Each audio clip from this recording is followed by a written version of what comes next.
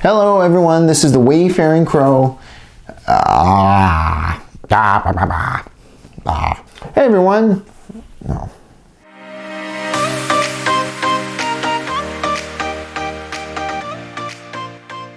Hello everyone, this is Cam from the Wayfaring Crow. So hopefully I sound better. My first video I was just coming over a cold and I feel a lot better now. I feel like I sound better, or feel like I hear myself sounding better. So the first video we talked a lot about things that I like to do, just close by that I can drive to that are, from 15 minutes to a half an hour away. This theme of the video that I'm going to be talking about, or actually the next few videos, is going to be about islands. Now, Washington State has a lot of islands, and if I was going to go through each one, it would take quite a while because there's so many. But for the first island, we're going to talk about Whidbey Island. I'm going to go through some of this stuff that I would recommend, talk about that a little bit, and show you some footage, as well as give some history about it. Now, once again, these are just places that I would recommend. There's a lot you can do, and I'm not really covering all of it. Hopefully by watching this video, I'm really encouraging people to explore these areas. Please do, because even with the footage and me telling you about everything that you can do and how awesome it is, it really doesn't pay much justice to actually how beautiful and cool these places are. Couldn't be able to get all of it, but we had a lot of fun going through what we could do, and enjoy, and we'll go through them one by one.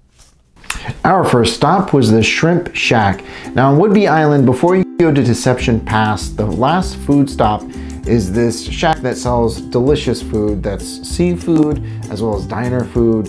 If you're looking for hamburger, cheeseburger, some fish and chips, we got some delicious fish tacos. They have a really extensive menu. The food's delicious. If you're looking for something as like a bite to eat before you start your trip on Whidbey Island, I would definitely recommend it.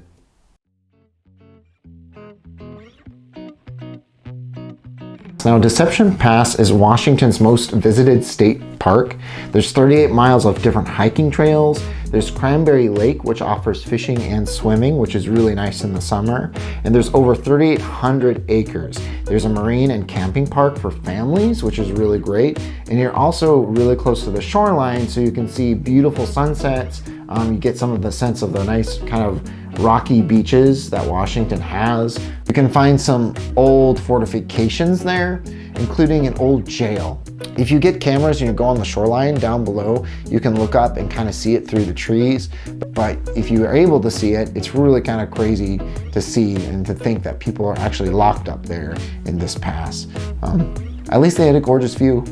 As a brief history of the island itself, native groups used to live there for quite some time. It had abundant resources, so living there was ideal. You had passageways that you can use by boat, which was also fantastic, and you had a lot of natural resources that was really, really helpful to have for these families. But it wasn't until 1792 when Spain came over, when Spain started throwing names on things, and some of those names actually stuck and are still used today for different parts of the island. And then after Spain came over, a George Vancouver from England came and saw the island and named it after his lieutenant, Whidbey, giving it Whidbey Island. And then soon after that, he named the pass Deception Pass, and I believe it was because it was how getting ships in and out was tricky, and from what he saw, he thought it was a fitting name. So that's kind of how the name came about. And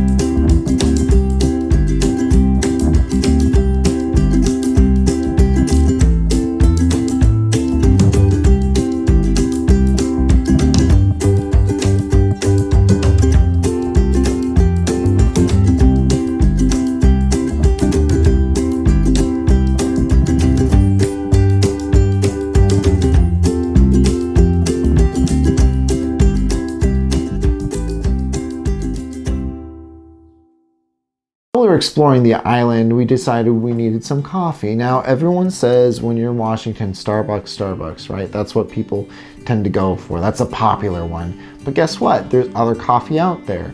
The place that my wife and I stopped by was Whidbey Coffee. Now, Whidbey Coffee was delicious. You come in, it's quite cozy. It's not giant, it's not large, but they have a nice space with a fireplace that you can do work, you can lounge about. It has plenty of tables, comfy chairs for people to be inside as well as outside.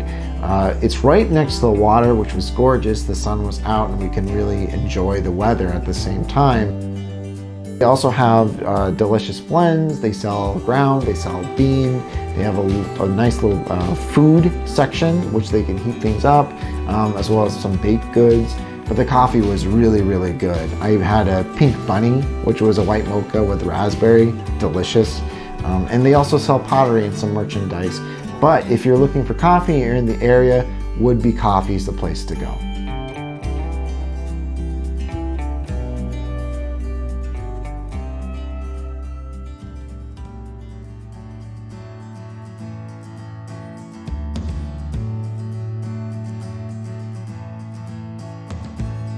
But Fort Whidbey, if you're looking for hikes and beautiful sights, as well as some camping areas, a good place to take your dog out, just make sure they're on the leash, that's really gorgeous. I would say it's more so for the hiking aspect. There's some picnic tables, so you can see that. So if you want to do a picnic or bring some food, some takeout and do that and see a beautiful sunset, that's always available. There's also some military structures there, which you can check out. Just recommend bringing a flashlight and not to go too late in the hours, but you can walk through these structures and see what these old fortifications look like. A lot of it's been cleared out, so you just see big empty rooms, but it's still really fascinating.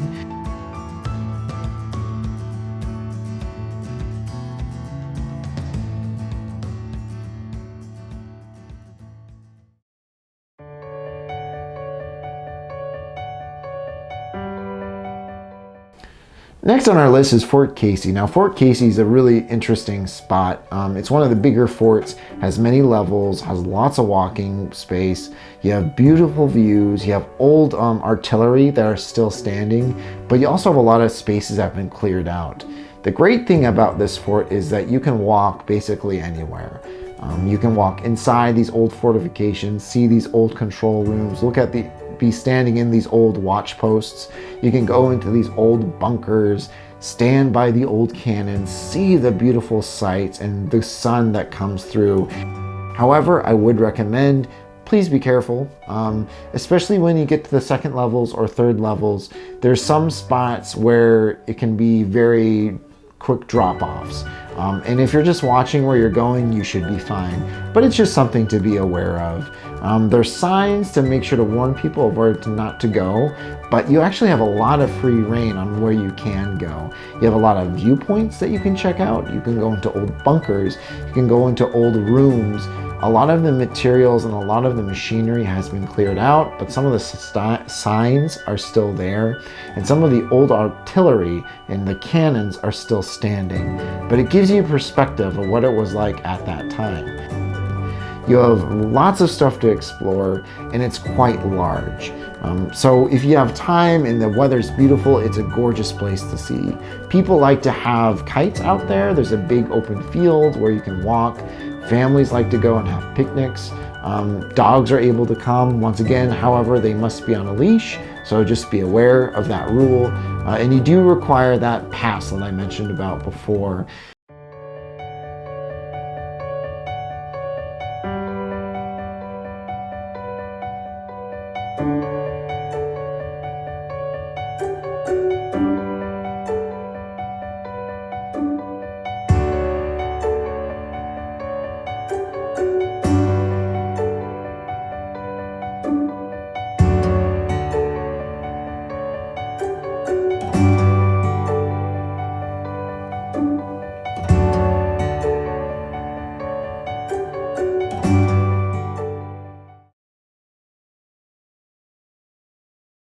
Now, I did my best to try to cover a lot on this island, but obviously I wasn't able to capture everything. These are other places I would definitely say check out if you're able to do it. Now, if you're into wine, into beer, and the craftsmanship of how it's made, the process, or you're looking for information or tastings, these are places I would say check out for sure. You have the Whidbey Island Vineyard and Winery. You also have the Whidbey Island Distillery, and my personal favorite, the Spoiled Dog Winery. All those places are really great if you're into that kind of scene and want to understand the process, maybe do a tasting and get informed, which I find really fascinating on how the whole thing works. So the Whidbey Pie Cafe is really special and unique. It offers unique pies, you can buy slices. It's also a bit of a bakery, so you can find some other things there. It's highly recommended. The only downfall is that it has kind of a wonky schedule. So check out their schedule and see if you can make it. And if you can, you're gonna be very, very pleased. It's delicious stuff for sure. So that's one place I would definitely recommend for food. If you're looking for museums, the PBY Naval Air Museum, that's really interesting. If you're wanting to know more about the island's Navy history, military history, and what's going on and sort of its role in the past, that's really fascinating to go to. I myself find that stuff really interesting just to think about that time, the mindset, all of the above. That's really fascinating to see. Hello everyone, thanks again for watching the first island video that we did. I hope it gave you a lot of ideas of stuff to check out on Whidbey Island. Now, once again, there's so much you can do. This is just sort of the surface of what there is that I'm aware of, but if you have any ideas of other things that I might have missed, please leave a comment. I would love to hear. There's a lot of nature, there's a lot of beauty, and there's a lot of great people out there. It's just we're all spread out. So once again, I hope you enjoyed it. Please give me some likes, and I would love it if you were following me. Down below, I'm going to be adding some links to these places. So if you want to know like the hours or addresses, things specific like that, that will be a great way to find that information. But for now, enjoy, and we'll be seeing each other again.